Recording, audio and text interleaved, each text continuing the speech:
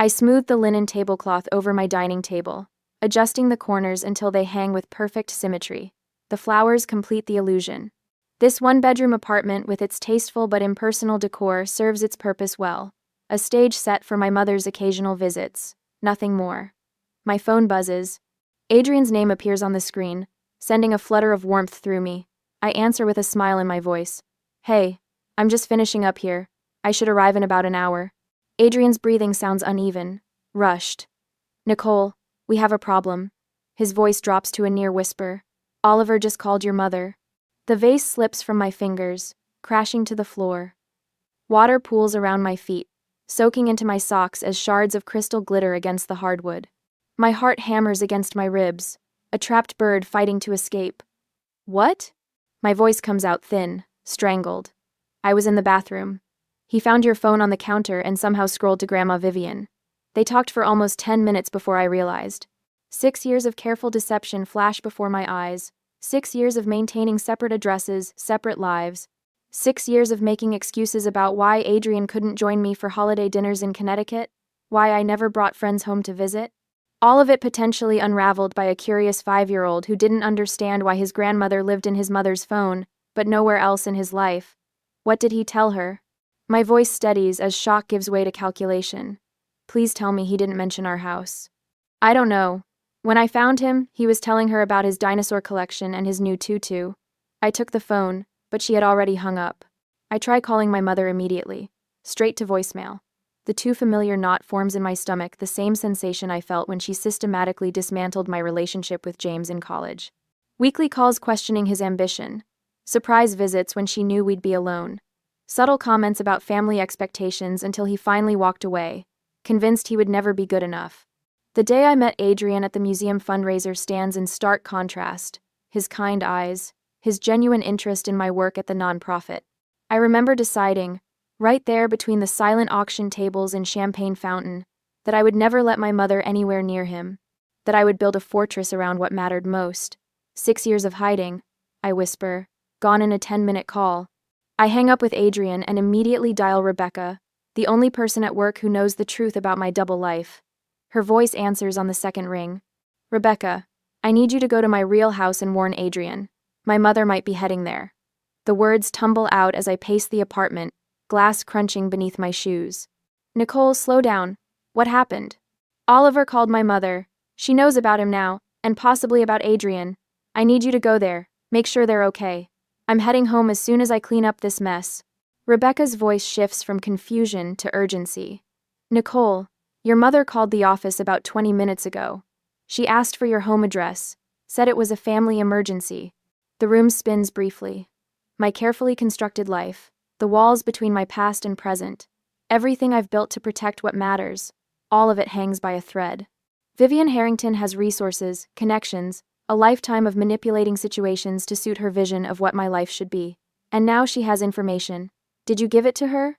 My voice sounds hollow in my own ears. Of course not. I told her I'd need to check with you first. Rebecca pauses. Nicole, maybe it's time to stop running. I hang up without responding and grab my purse, leaving the broken vase where it fell. The drive to my real home, the 1,920 seconds. Craftsman with the blue door and the flower boxes Adrian built last summer takes 20 minutes that feel like 20 hours. With each mile, I rehearse explanations, defenses, ways to maintain control of a situation rapidly spinning beyond my grasp. When I pull into the driveway, Adrian is already standing in the doorway, Oliver beside him. Our son wears his favorite dinosaur shirt paired with a bright green tutu, his dark curls sticking up in all directions. Adrian's face carries the tight, concerned expression I've seen only a handful of times in our marriage. He's been asking when Grandma Vivian is coming to visit, Adrian says quietly as I approach. He's excited to show her his room. Oliver bounces on his toes. Is she here? Is she here now? I told her about my dinosaurs and my tutu and my big boy bed. I kneel down to his level, smoothing his wild hair. Not yet, buddy, but she might be coming soon. Over his head, Adrian and I exchange a look that contains years of unspoken understanding.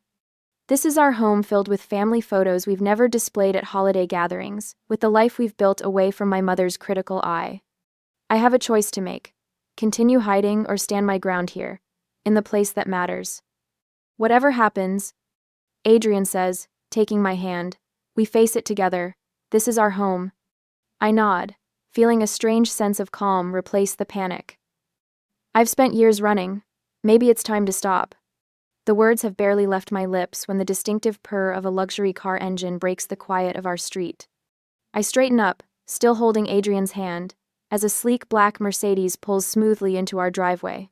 The following day, Vivian Harrington's heels click precisely against our walkway, a metronome marking the end of my 6-year charade. Through the front window, I watch her pause to assess our home, eyes calculating the value of everything from the brass porch light to the modest flower beds Adrian planted last spring. Breathe, Adrian whispers, his hand finding mine. We'll handle this together. Oliver bounces on his toes, unaware of the storm about to break over our carefully constructed life. Is Grandma here now? Can I show her my room? I told her about my dinosaur collection. The doorbell rings, a single chime that reverberates through my chest like a warning bell. Adrian gives my fingers a final squeeze before stepping back, allowing me to face this moment alone. I open the door, meeting my mother's eyes directly for the first time in years without the shield of our staged apartment between us. Nicole. Her voice carries no warmth, just precise pronunciation and barely concealed judgment. I see I've found you at last. She steps inside without waiting for an invitation, her gaze sweeping our entryway, cataloging every detail, the family photos I never displayed during our holiday gatherings. The children's books stacked on the hall bench, Oliver's tiny rain boots lined up beside our adult ones. Grandma. Oliver launches himself forward. My heart seizes as Vivian stiffens, then awkwardly pats his head. Hello, Oliver? Is it? Her eyes flick to me, accusation clear in their blue depths. I had investigators searching the East Coast for years, never imagining you'd be here in a modest neighborhood. The word modest falls from her lips like something distasteful.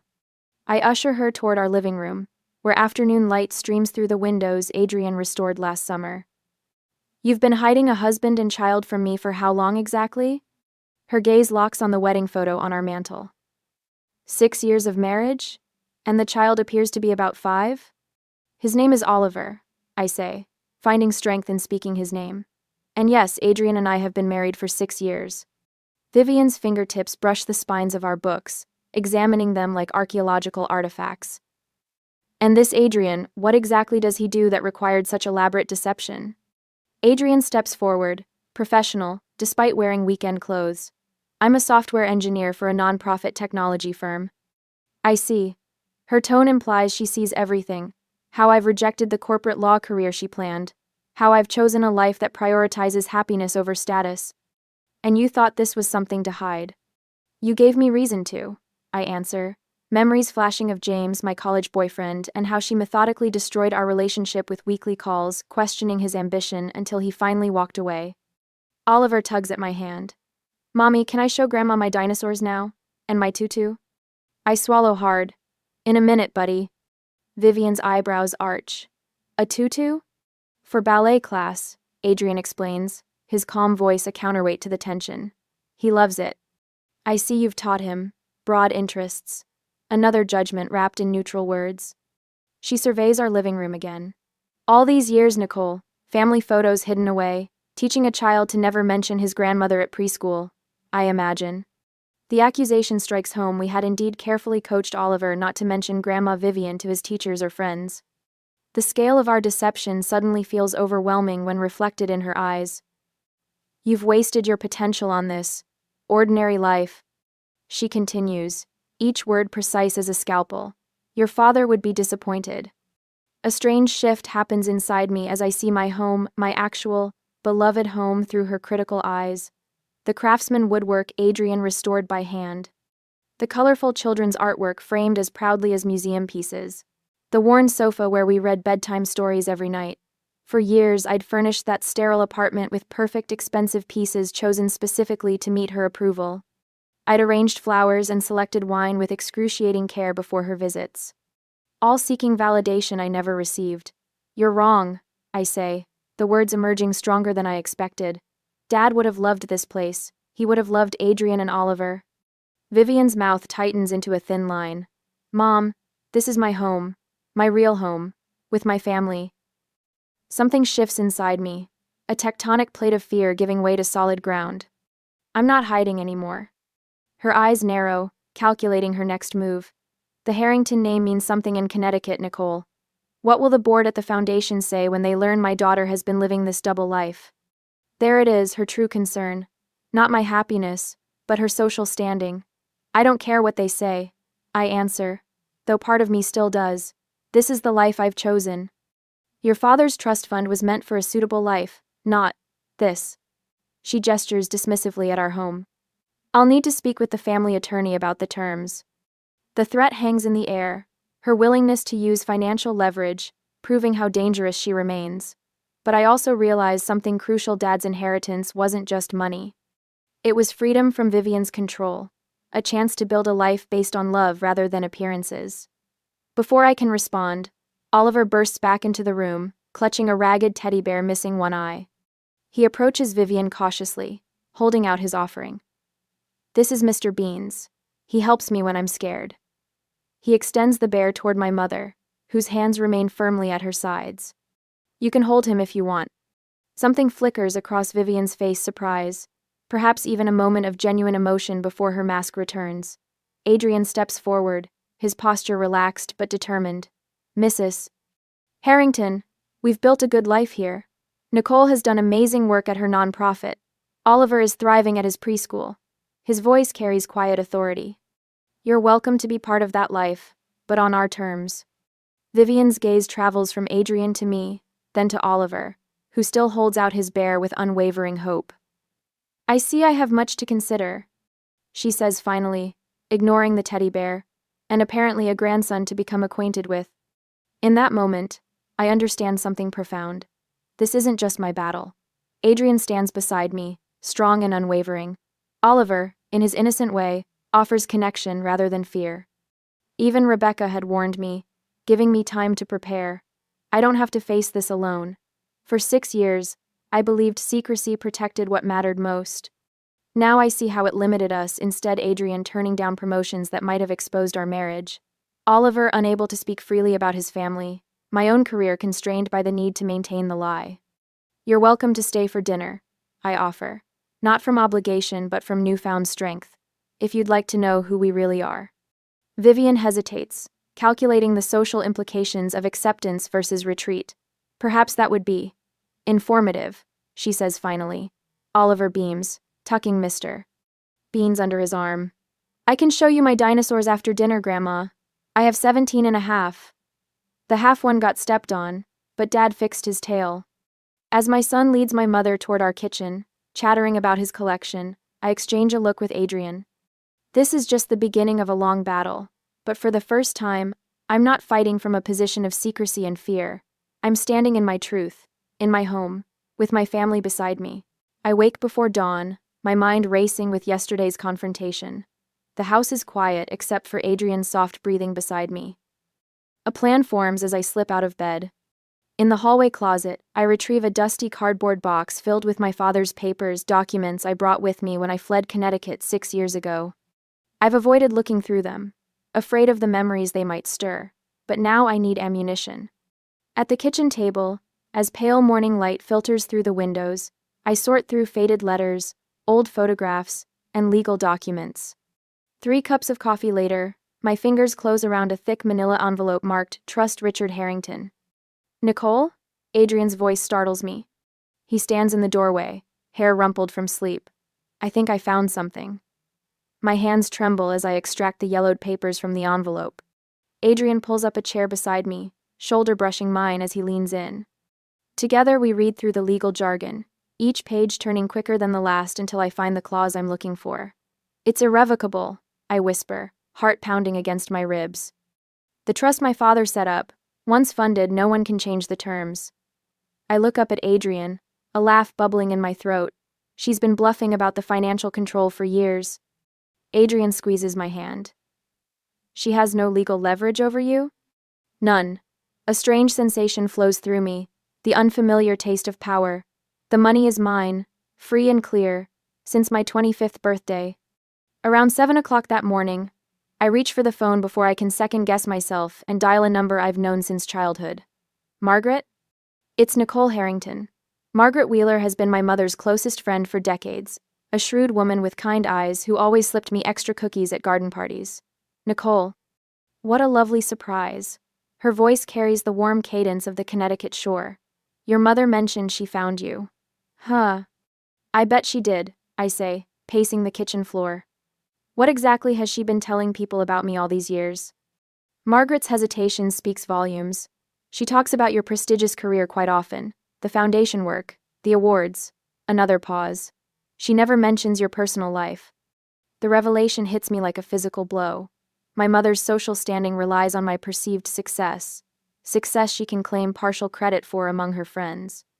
A marriage she doesn't approve of and a grandson she never acknowledged would disrupt that carefully constructed narrative. Thank you, Margaret. The beginnings of a strategy form in my mind. I may need your help. After hanging up, I turn to Adrian. Let's invite her to breakfast. Here, in our home.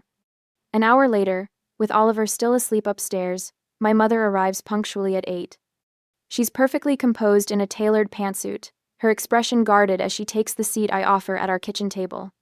Sunlight streams through the windows, illuminating the family photos on our walls, evidence of the life I've built without her approval. I've read Dad's trust documents, I say without preamble, sliding the papers across the table. You have no say in my inheritance. The flicker in her eyes confirms what I already know. She's been bluffing.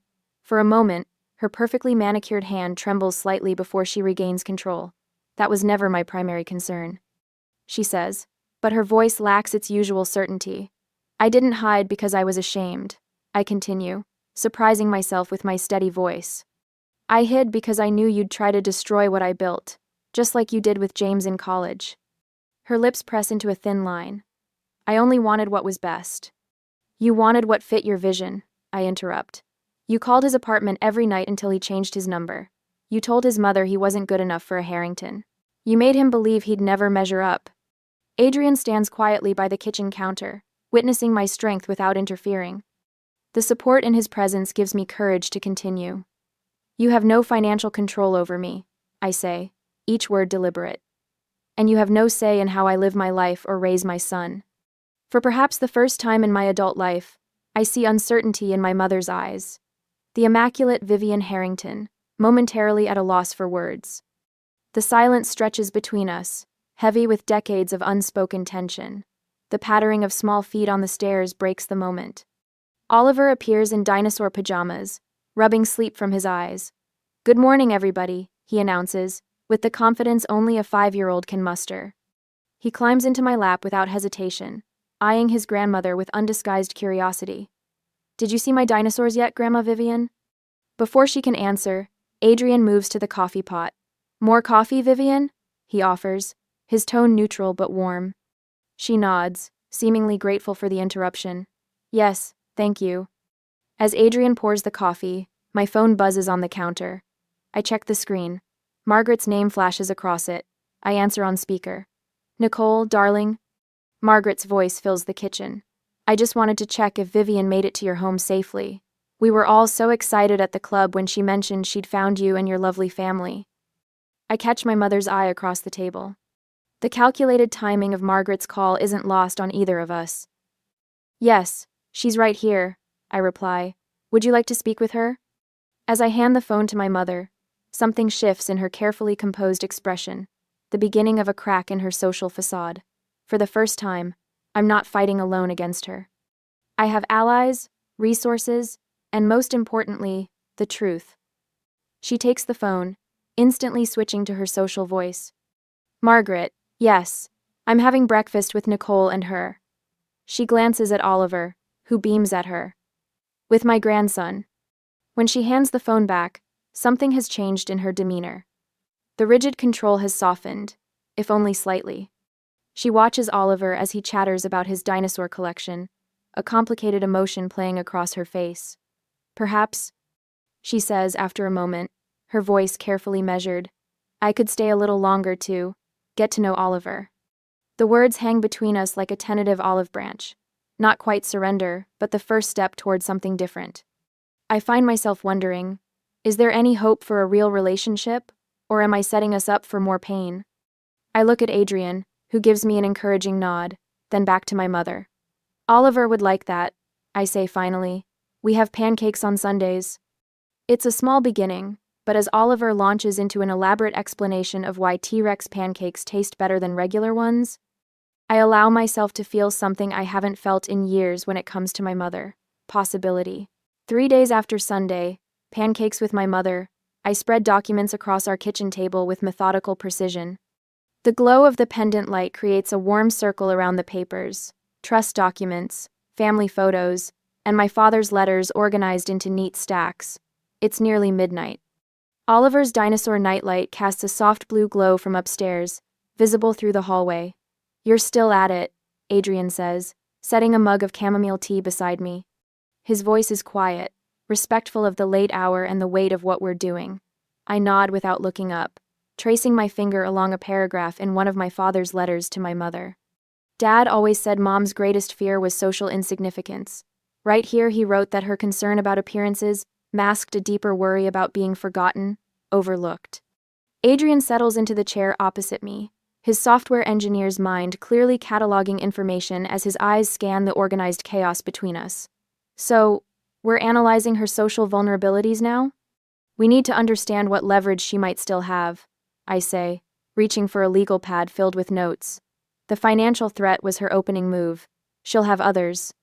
The victory I'd felt when confronting her about the trust has faded, replaced by cool calculation. That battle was just the beginning of a longer campaign. My mother didn't maintain her social position in Connecticut for 40 years without learning how to regroup after a setback. I've been thinking about Oliver, Adrian says, pulling his laptop closer. If she's willing to use financial pressure, we need clear boundaries around him too. I massage my temples, feeling the familiar tension headache building. Agreed. Consistent messaging is key. We tell him Grandma Vivian loves him but lives far away. No promises about visits, without consulting us first. Adrian opens a new document, fingers hovering over the keyboard. I've been researching family therapists who specialize in narcissistic family dynamics, just in case. I reach across the table and squeeze his hand. 6 years ago, I chose secrecy to protect us. Now we're choosing preparation instead. The distinction matters. There's something else, I say, sliding a letter from the bottom of my stack. Margaret called today. Your mother's friend? The one who confirmed Vivian's been lying about us in Connecticut? I nod. She's agreed to keep me informed about Mom's social calendar. Board meetings, charity events, the people she influences. Do you trust her? Adrian asks, his practical mind immediately assessing the risk.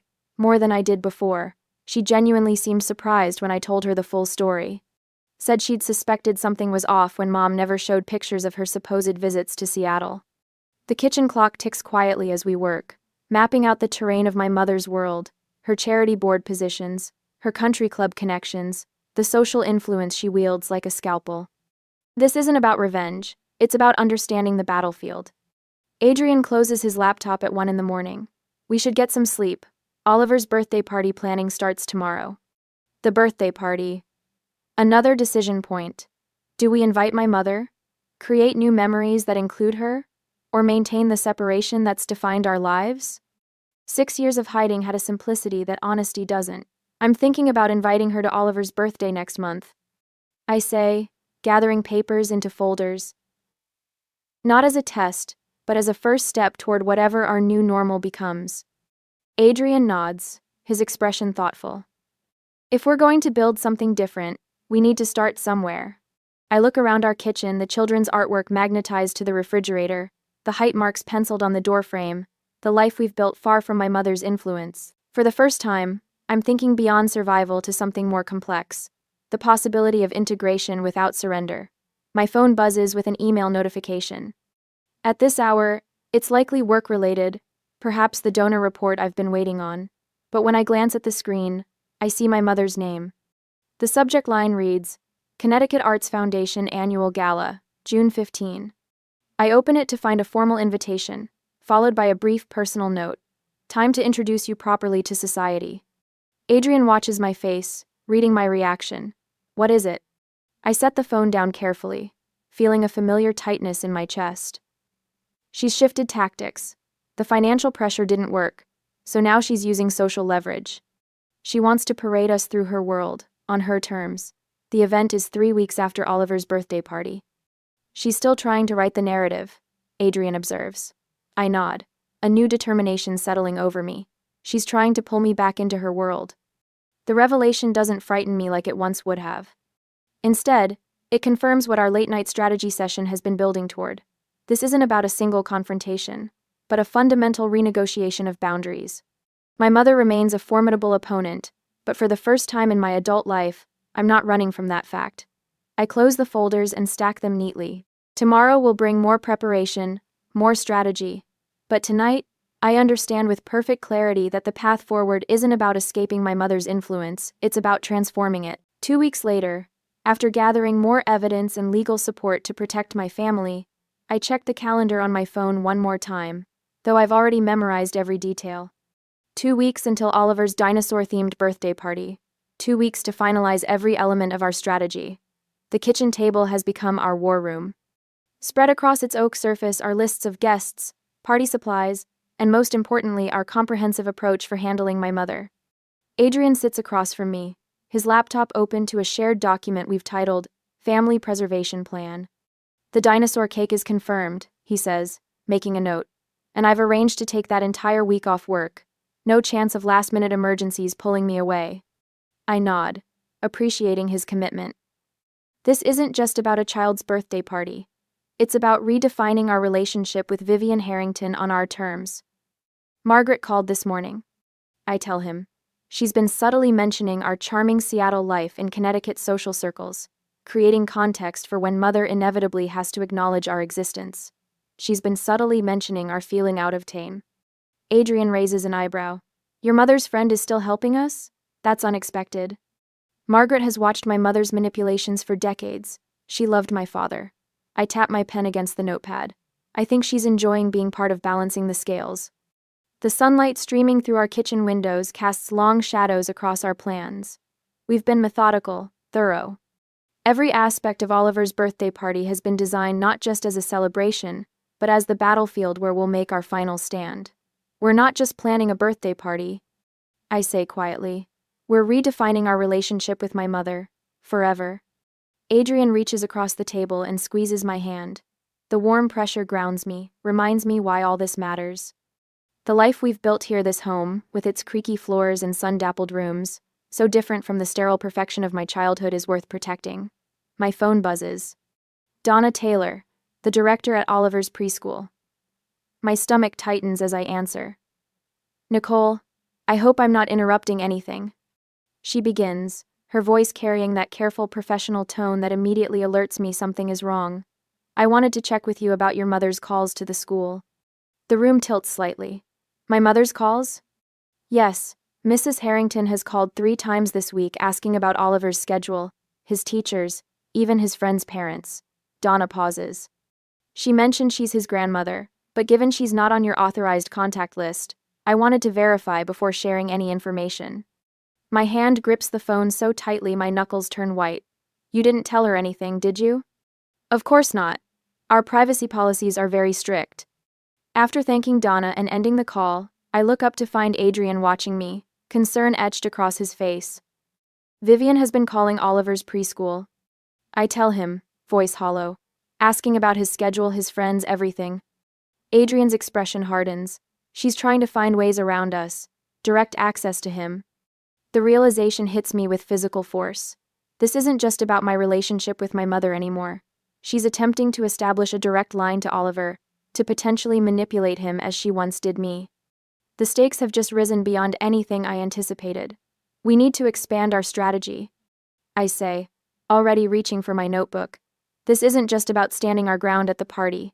She's researching every aspect of our lives. Adrian nods grimly. Do we confront her now? Call her out on the preschool calls? I consider this, weighing immediate confrontation against our larger strategy. No.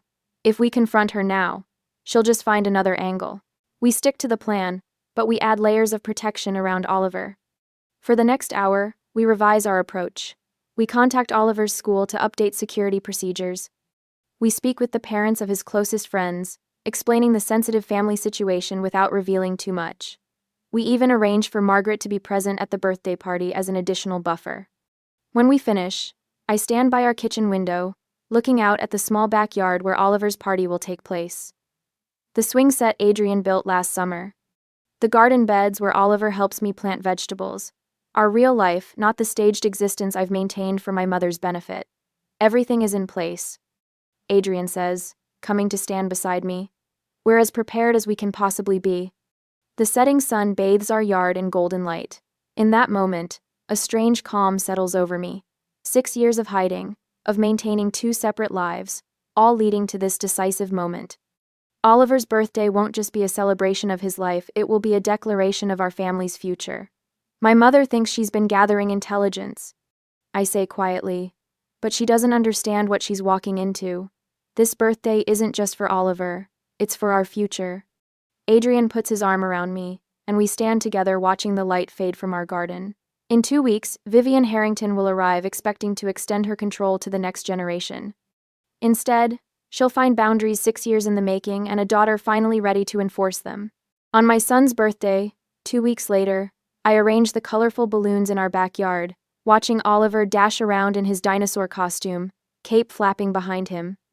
The other children from his preschool laugh as they chase him through the obstacle course Adrian created from hula hoops and pool noodles.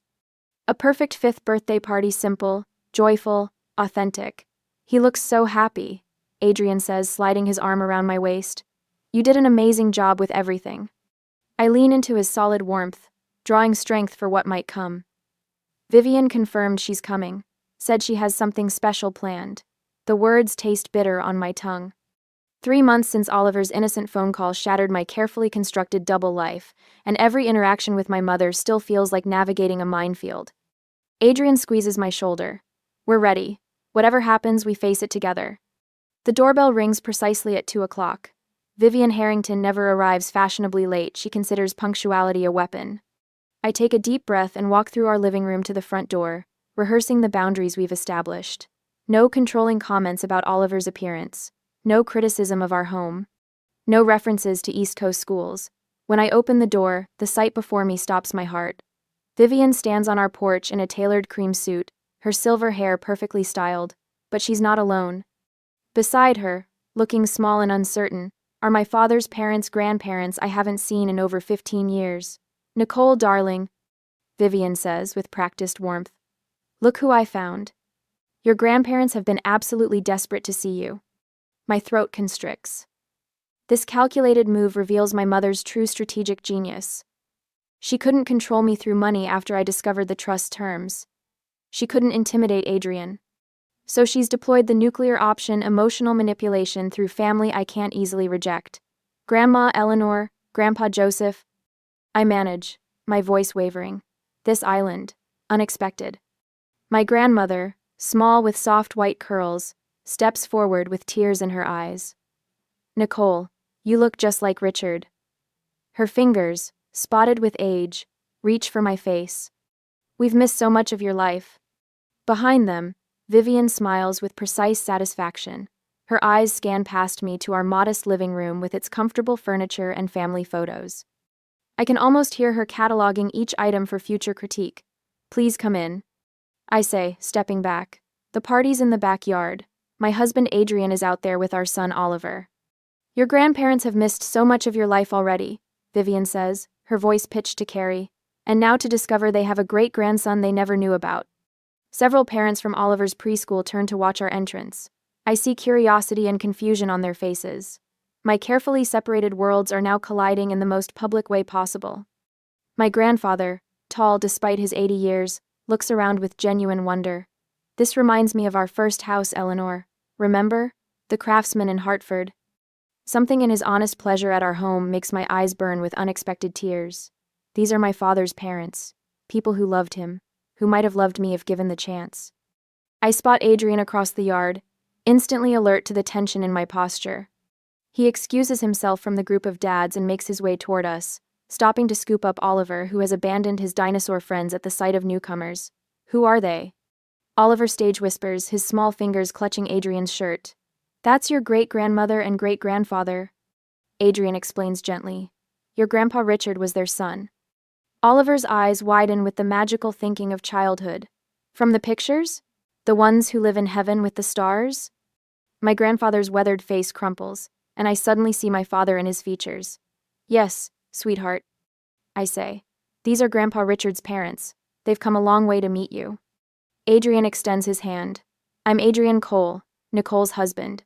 It's wonderful to meet you both. My grandmother clasps his hand between both of hers. You have a beautiful family. We had no idea. Vivian interjects smoothly.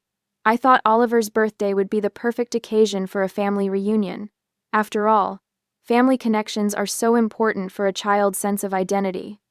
Her words drip with reasonable concern, but I recognize the calculated strategy. By bringing my grandparents, she's created a situation where I cannot object without looking cruel. The other parents watch with interest. To them, this looks like a touching family reconciliation, not the psychological chess match at Truly Island. Mom, Oliver calls, racing toward us with a paper crown askew on his head. Can I show great-grandma and great-grandpa my dinosaur collection? Before I can answer, Margaret Wheeler's distinctive laugh carries across the yard. I turn to see my mother's oldest friend making her way toward us, elegant in a lavender pantsuit that complements her silver hair. Vivian, you didn't tell me you were bringing Eleanor and Joseph. Margaret calls. What a wonderful surprise for everyone. Vivian's perfect smile falters for just a fraction of a second. Margaret, I didn't expect you. Nicole was kind enough to invite me, Margaret says, winking at me. When she mentioned Oliver's birthday, I couldn't resist the chance to see this lovely family of hers. I feel a rush of gratitude for this unexpected ally. Margaret's presence dilutes Vivian's control of the narrative, providing a witness who knows the full history of our complicated relationship. Oliver, I say, kneeling to my son's level, why don't you show your great-grandparents your artwork on the refrigerator? The dinosaur family you drew last week would be perfect. Oliver nods solemnly and takes my grandmother's hand without hesitation. I made a whole dinosaur family. The baby one is me. I watch as my grandparents follow their great-grandson into the house, their faces soft with wonder. For a moment, I see what might have been if I'd had the courage to stand my ground years ago instead of hiding. Adrian touches my elbow gently. I'll check on the cake and activities. You've got this. The party continues around us, children laughing, parents chatting, balloons bobbing in the gentle breeze. But beneath the celebration, currents of tension swirl. I feel Vivian watching my interactions with my grandparents, assessing whether her strategy is working. When Oliver returns with my grandparents 30 minutes later, he's proudly wearing a vintage watch on his wrist that hangs comically large. Grandpa Joseph gave me his special watch, he announces. It belonged to Grandpa Richard when he was a boy. My grandfather nods, eyes misty. I've been saving it all these years. It should go to Richard's grandson. Vivian's expression tightens almost imperceptibly. This genuine connection threatens her narrative of family control. As afternoon slides toward evening, Adrian brings out the birthday cake, a homemade dinosaur creation that took us 3 attempts to perfect. The children gather, faces glowing in anticipation. Oliver sits at the head of the table, crown tilted, eyes wide with joy. The moment of truth has arrived. What happens next will determine not just this birthday party, but the future of our family relationships. My heart pounds against my ribs as I take a step forward to face my mother, Oliver's future hanging in the balance between us. Adrian catches my eye across the yard and gives an almost imperceptible nod. Everything is in place. The weeks of preparation, the careful positioning, the strategic alliances, all coming to this moment. Present time. Adrian calls, and children scamper toward the picnic table like a herd of small dinosaurs. Oliver sits at the head of the table, crown askew on his dark curls, eyes wide with anticipation. The parents gather around, phones ready to capture each delighted reaction. My grandparents ease themselves closer, their faces soft with emotion. Vivian stands and smooths her linen pants. Perhaps Oliver might open my gift first? Her voice carries across the yard, commanding attention without seeming to demand it, a skill she perfected over decades of charity galas and board meetings. Adrian looks to me, and I nod. Better to face whatever she's planned head-on. The package Vivian hands, Oliver is small, wrapped in heavyweight cream paper with a gold ribbon. Not a child's gift. Oliver tears into it with typical 5-year-old enthusiasm, revealing a plain envelope and a small velvet box. What is it, Grandma? He shakes the box curiously. It's your future, darling. Vivian turns to address the gathering. I've established an educational trust for Oliver. It will cover his tuition at Whitfield Academy, my alma mater, and eventually Yale, just as his grandfather and mother were meant to attend. The silence that follows feels electric. I watch the other parents shift uncomfortably, sensing the undercurrents but not understanding them. Open the box, sweetheart, Vivian encourages Oliver. He does, revealing a small gold key on a blue ribbon. A key? It represents your future, Vivian explains, her smile radiating satisfaction. The finest education on the East Coast, connections that will serve you throughout life, opportunities your current situation might not provide. The moment stretches taut as piano wire. Every conversation we've had, every boundary I've tried to establish, every preparation of the past weeks all compressed into this calculated public move. She's attempting to reclaim control of our family narrative in front of witnesses, making it impossible for me to refuse without seeming ungrateful. Adrian moves to stand beside me, a solid presence. Margaret positions herself near my grandparents, ready for her role. The strategic positioning we planned falls naturally into place. I take a deep breath and step forward, feeling strangely calm. Mom, I begin, my voice steady and carrying across the yard. That's an incredibly generous offer. I place my hand on Oliver's shoulder, feeling his small body vibrating with birthday excitement, blissfully unaware of the power struggle unfolding around him. And we appreciate the thought behind it. Vivian's smile widens fractionally, victory glints in her eyes. But we must decline. The smile falters. Oliver's future is for his parents to plan. We appreciate your interest, but we've already established his college fund. I meet the eyes of other parents, seeing understanding and support reflected back. Oliver will attend schools where his creativity and individuality are valued, whether that's Yale or somewhere entirely different. Vivian's posture stiffens. Nicole, this isn't the time to... Actually, it's the perfect time. I reach beneath the gift table and withdraw a long, carefully wrapped package. I have something for you, Mom. Surprise flickers across her face, genuine emotion breaking through her composed exterior. In 20 years, I've never seen her truly surprised. For me? She actually stammers slightly. But it's Oliver's birthday. Sometimes we all need gifts. I hand her the package. Please. Open it. Vivian unwraps the package with precise movements, revealing my father's antique brass telescope. Her hands freeze on the polished metal, a tremor passing through her fingers. Richard's telescope, she whispers.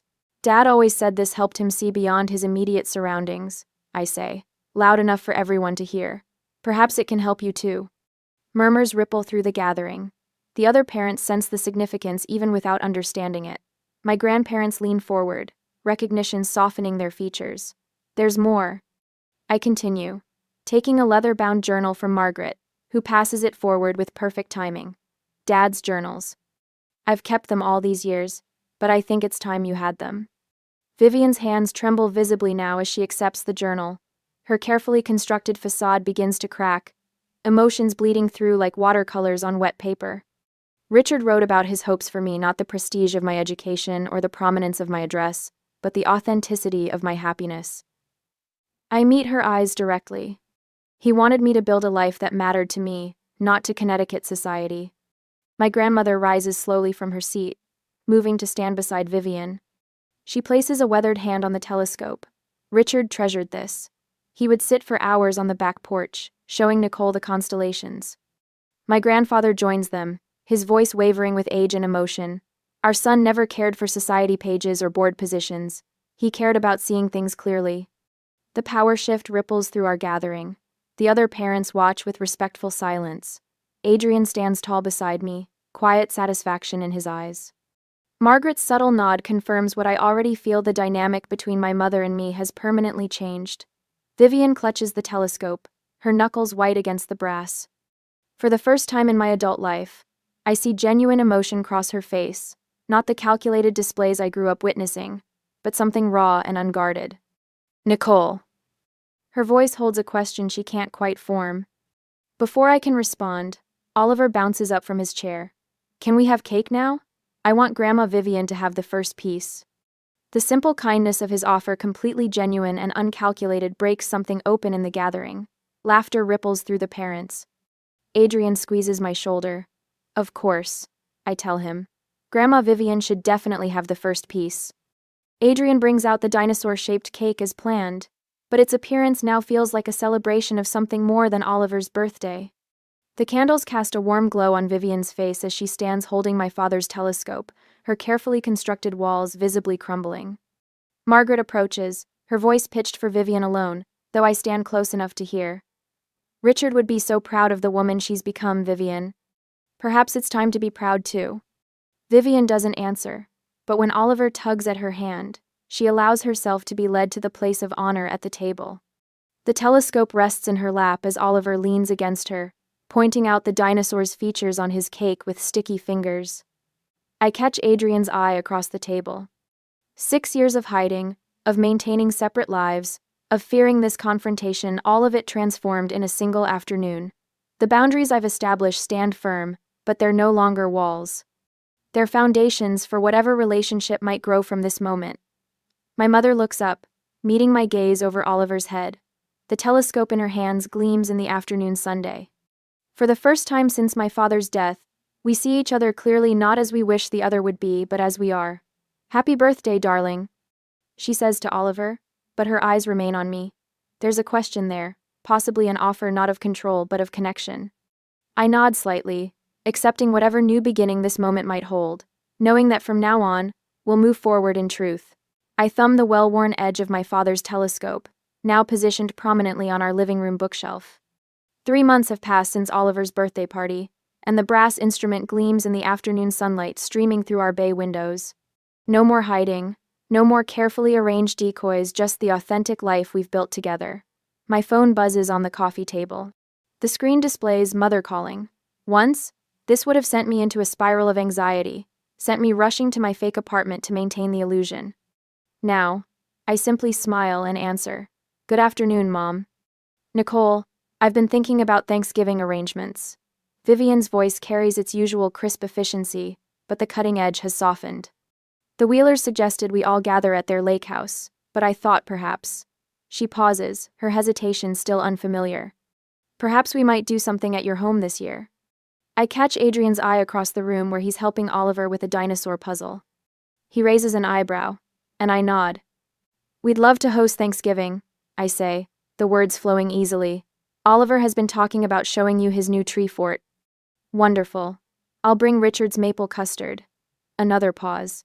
"Your father always insisted it wasn't Thanksgiving without it." After we hang up, Adrian joins me on the couch, his arm sliding around my shoulders. "Well, that's progress." I lean against him, watching Oliver arrange plastic dinosaurs in complex family groupings. "Remember our first Thanksgiving together?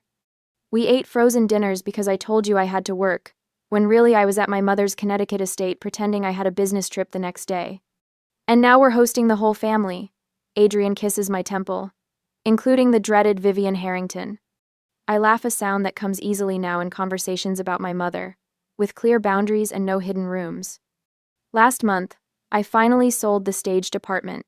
The real estate agent was confused about the generic showroom quality furnishings, but it sold quickly. That final piece of my divided life, gone. The proceeds went directly into Oliver's college fund, a satisfying symmetry. "Miss Jeffries stopped me at pickup yesterday," Adrian says, watching Oliver. "She mentioned how much Oliver talks about Grandma Vivian now. Apparently, he's been telling everyone about her telescope collection." "Telescope collection?" I smile. "She has exactly one telescope, and it was my father's." "Oliver has a gift for embellishment. Must get it from your side of the family." I playfully swat his arm, but there's truth in his teasing. The Harringtons have always excelled at crafting narratives. The difference now is that our stories celebrate reality rather than hide it. At work, I've found myself mentoring Bethany, a young development coordinator whose mother monitors her bank accounts and questions every purchase. Last week, over coffee in the break room, I shared my journey from hiding to standing firm. The hardest part wasn't confronting my mother, I told her. It was admitting to myself that I had the right to build my own life without apology. "I do my life." Bethany had stared into her cup. "But what if they cut you off?" "Then you build a support system of people who love you as you are, not as they want you to be." The wisdom felt earned, solid in my chest. Real family accepts who we are. not who they want us to be. My promotion to director of marketing came through last week. Before, I would have hidden it from Vivian, afraid she'd use my success to pull me back to Connecticut. Instead, I called to tell her directly. The director position? Well done, Nicole. Her approval still matters, I realize, but it no longer controls me. Months later, on Thanksgiving, the doorbell rings, pulling me from my thoughts. Oliver races to the window. "Grandma's here! And she's early!" he shouts, bouncing on his toes in a way that reminds me powerfully of Richard. My father would have adored this energetic grandson he never met. Adrian squeezes my hand before going to answer the door. No racing to hide family photos, no frantic texts to warn each other. Just the comfortable certainty of living truthfully. Vivian enters carrying a rectangular package wrapped in silver paper. Her eyes take in the family room, the photos of our wedding prominently displayed, Oliver's artwork covering the refrigerator, the telescope catching the light. "You're early," I say, approaching to take her coat. "I thought I might help with dinner preparations." She hands me the package. But first, this arrived from the foundation board. I unwrap it to find a framed certificate. The Richard Harrington Memorial Scholarship, established by Vivian and Nicole Harrington. The text describes annual support for young people building independent lives, especially those facing family pressure to follow predetermined paths. "Your father would have approved of this at least," Vivian says, her voice carrying that familiar mix of certainty and vulnerability, though he might have quibbled with the name. "It's perfect," I tell her, meaning it. "We'll hang it right beside his telescope." Oliver rushes over, wrapping his arms around Vivian's legs. "Grandma, want to see my dinosaur village? The T-Rex is the daddy, and the Triceratops is the mommy, and the baby Stegosaurus is adopted but they love him anyway." Vivian bends down slightly, still elegant in her cashmere sweater and pearls. "I would love to see your dinosaurs, Oliver." As they walk toward the play area, Adrian slides his arm around my waist. "Nervous about dinner?" "Not anymore." I place the scholarship certificate on the mantel. The last time she surprised me with a visit, I dropped a vase and nearly had a panic attack. Now I'm just happy Oliver has his grandmother in his life, the real one, not some sanitized version I created. Through the window, I see the Sullivan family from across the street heading up our walkway with a pie balanced in their son's careful hands. I invited 3 neighborhood families to join our Thanksgiving celebration, something unimaginable in my previous life of compartmentalized relationships. "Hiding doesn't protect what matters," I say, turning to greet our neighbors. "Standing in your truth does." Adrian kisses me quickly before opening the door. "Your dad would be proud." With the scholarship bearing Richard's name, his telescope guiding our vision, and his grandson building dinosaur families that welcome differences, I know Adrian is right. The Harrington legacy isn't about Connecticut society or carefully curated appearances. It's about having the courage to live authentically, even when that's the hardest path to walk. And as I welcome our neighbors into our true home, with my mother showing Oliver how to position dinosaurs for optimal dramatic effect, I feel the last fragments of my hidden life finally dissolve, replaced by something far more valuable, a future without secrets.